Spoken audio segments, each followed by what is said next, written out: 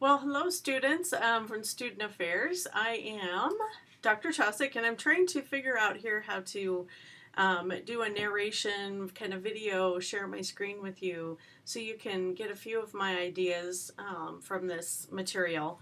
It is rather complicated material, I know, and I know there's a lot, and I apologize for that. So hopefully maybe a few explanations on this slide will help. I'm just going to go through here real quick a few things. So one of the things to know is that we are doing quantitative research here in this class, not qualitative, but there are two different ways to do research.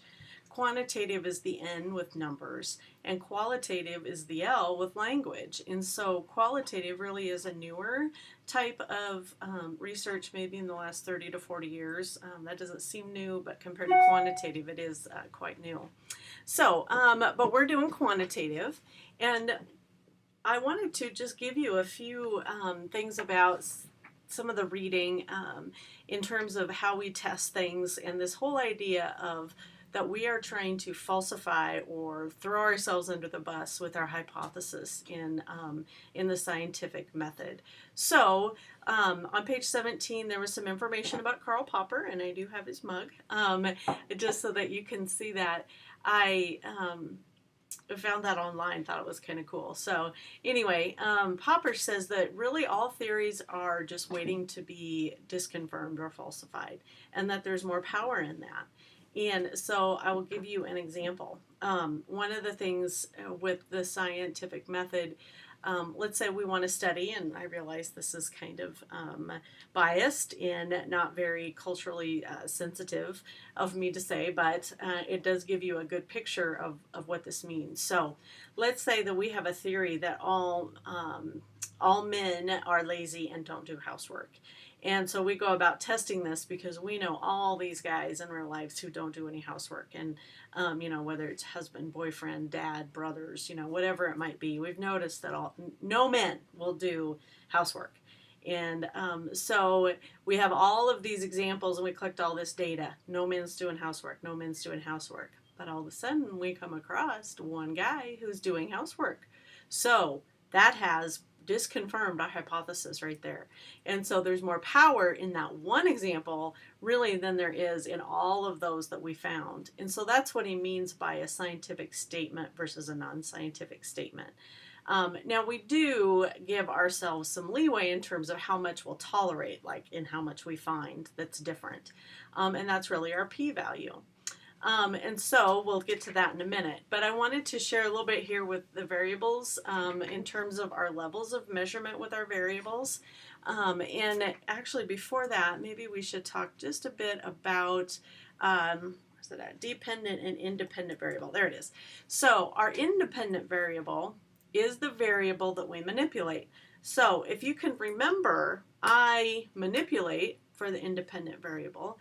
You have a handy little mnemonic there. So the I, independent, I manipulate. So this would be, things that we, let's say what we're manipulating in that example is gender. It's by gender that people won't do housework, whether you're male or female.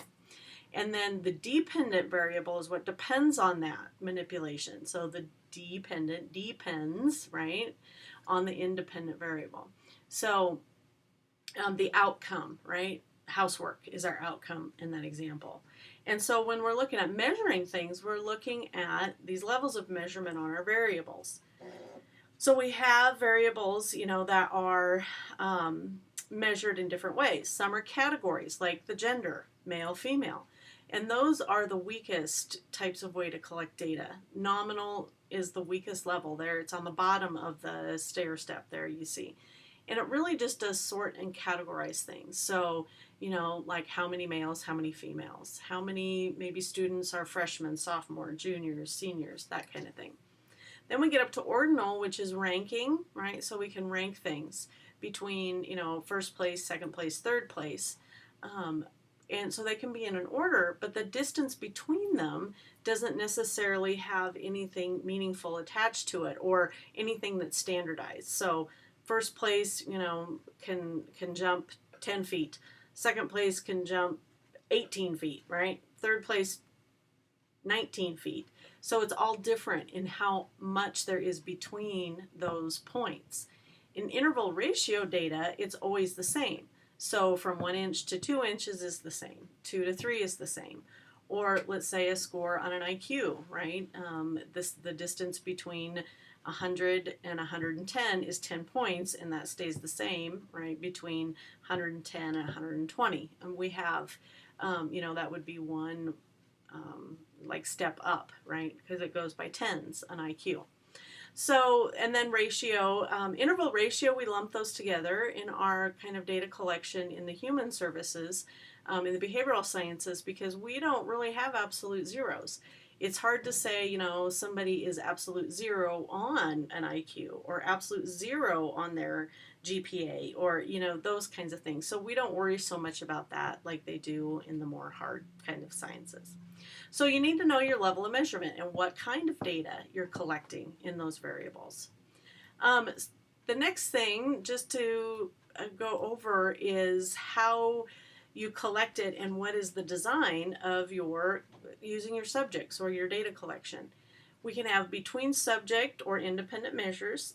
That is the same thing. They use two different words to describe it, which I know is confusing. But we will use probably the term independent measures most frequently, in the textbook does too. And it's easier. So independent means I independently give you one data point, or I'm in one condition of your experiment. So I'm independent, just one thing. Whereas repeated measures, or this within subject, means I give you lots of data. Like I give you an IQ score, I give you a GPA score, I give you my height, my weight, my gender. I mean, I'm giving you all kinds of data points that you're using in your study. So I'm repeating, right? You're repeating me as a subject to collect data. Independent measures is used a lot in where they have controlled clinical trials, right? You have a control group and a group that gets the treatment, and so they're not mixed, they're separate, because you want to truly see if there's a difference between people getting it and people not getting whatever, the medicine, the drug, the whatever. So that's important. Independent measures and repeated measures. So I know there's a lot of information, and this is just, it's not fun. I get it. This was the class I when I first started didn't want to teach, because I didn't really like research or statistics, but I wanted a job. So I did take this on, and now it's become my most favorite class to teach. So just hang in there, put this stuff away if you are getting overwhelmed. It doesn't do you any good just to plow through when you're feeling frustrated. So set it aside, come back to it. It kind of, the more you're exposed to it, the more that you'll kind of get it. So don't worry about that. There's a little bit here on the normal distribution, and if this doesn't convince you that I'm not a nerd, I don't know what will. So I was driving with my family, taking a little kiddo back from a baseball game, and in the little town where he lived, there was this on the edge of it. All these, I think they're like grain bins or fertilizer bins, tanks at a co-op, and I'm like, it's a perfect bell curve, right? So I jumped out and took a picture, and my family thought I was kind of weird, and you probably will too, but I just got a chuckle out of being able to see this out there in the real world. So then let's see, I think that's pretty much it. We'll talk a lot about p-values here. There is a video that you can watch, and it talks about how we came up with this probability of 0.05. And in social science research, we're always looking for a p-value of 0.05, or we're saying, hey, we're 95% confident that we're right in the results that we got. And so in other words, there's 5% chance that we're wrong, or there's 5% chance, right, that we just got these random guys who are clean freaks, right, and we can still say, hey, we do have a result, and our hypothesis is confirmed that men, are lazy and don't do housework, right? So that's the p 0.05. We're always looking at p less than 0.05 because we don't want to go any higher than that. We don't want to be less than 95% confident that we're right. So these two pictures and this one here, the last one, are about Whoops, I went to a psychiatric museum, and they had all these different kinds of treatments that we used to use to treat the mentally ill. And I would say there definitely weren't evidence-based or based in research. We used to just do things and hope it worked. And now we know that we have to study it and be careful, especially probably as you learned about the ethics of research and how we treat people. So that's why this research is important, whether you learn how to read it or whether you are learning it so you can do it yourself.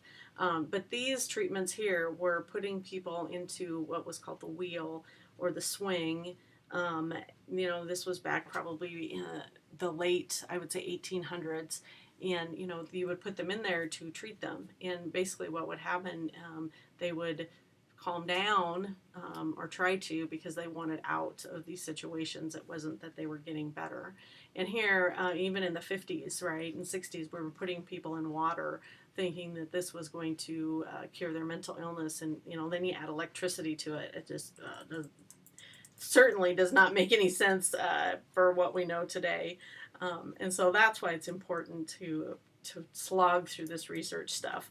And, just like it's important that when you're working with students that you're doing what works and, not setting them back in their academics or, whatever programming you're developing, we want to make sure that it works, even if it's just to make sure we're utilizing our resources well. And, we don't have very much money to do the stuff we want to do. And so we got to make sure we're using it wisely. All right, so that is all I have for you today. I hope this was helpful, and we'll see you soon. Bye-bye.